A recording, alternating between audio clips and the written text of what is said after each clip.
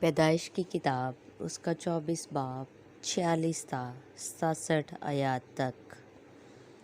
اس نے فوراً اپنا گھڑا کندھے پر سے اتارا اور کہا، لے پی اور میں تیرے اونٹوں کو بھی پلا دوں گی۔ سو میں نے پیا اور اس نے میرے اونٹوں کو بھی پلایا۔ پھر میں نے اس سے پوچھا کہ تو کس کی بیٹی ہے؟ اس نے کہا، میں بیتویل کی بیٹی ہوں، وہ ناہور کا بیٹا ہے جو ملکہ سے پیدا ہوا۔ پھر میں نے اس کی ناک میں نتھ اور اس کے ہاتھوں میں کڑے پہنا دیے، اور میں نے جھک کر خداوند کو سجدہ کیا، اور خداوند اپنے آقا ابراہیم کے خدا کو مبارک کہا، جس نے مجھے ٹھیک راہ پر چلایا کہ اپنے آقا کے بھائی کی بیٹی اس کے بیٹے کے واسطے لے جاؤں۔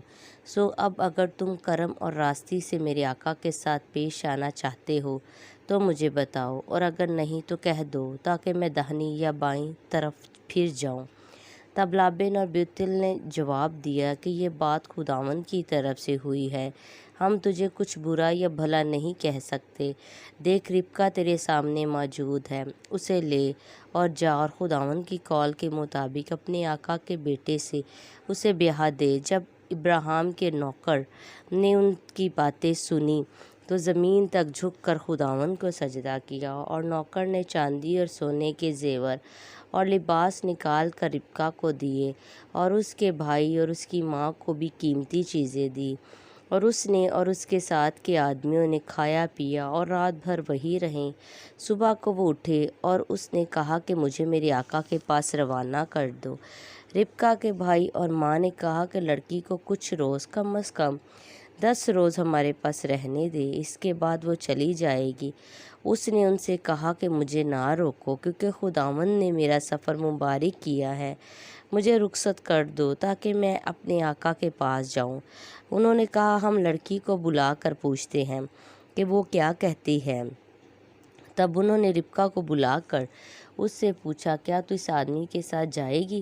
اس نے کہا، جاؤں گی۔ تب انہوں نے اپنی بہن ربکہ اور اس کی دایا اور ابراہیم کے نوکر اور اس کے آدمیوں کو رخصت کیا، اور انہوں نے ربکہ کو دعا دی اور اس سے کہا، اے ہماری بہن، تو لاکھوں کی ماں ہو اور تیری نسل اپنے کینہ رکھنے والوں کے پھاٹک کی مالک ہو۔ اور ربکہ اور اس کی سہیلیاں اٹھ کر اونٹوں پر سوار ہوئیں اور اس آدمی کے پیچھے ہو لیں۔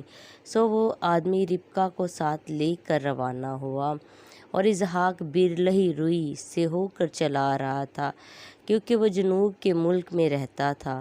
اور شام کے وقت اسحاق سوچنے کو میدان میں گیا، اور اس نے جو اپنی آنکھیں اٹھائیں اور نظر کی تو کیا دیکھتا ہے کہ اونٹ چلے آ رہے ہیں، اور ربکہ نے نگاہ کی اور اسحاق کو دیکھ کر اونٹ پر سے اتر پڑی، اور اس نے نوکر سے پوچھا کہ یہ شخص کون ہے جو ہم سے ملنے کو میدان میں چلا آ رہا ہے؟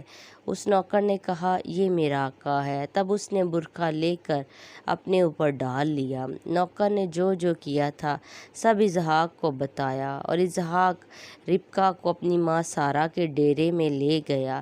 تب اس نے ربکہ سے بیاہ کر لیا اور اس سے محبت کی، اور اسحاق نے اپنی ماں کے مرنے کے بعد تسلی پائی۔ آمین۔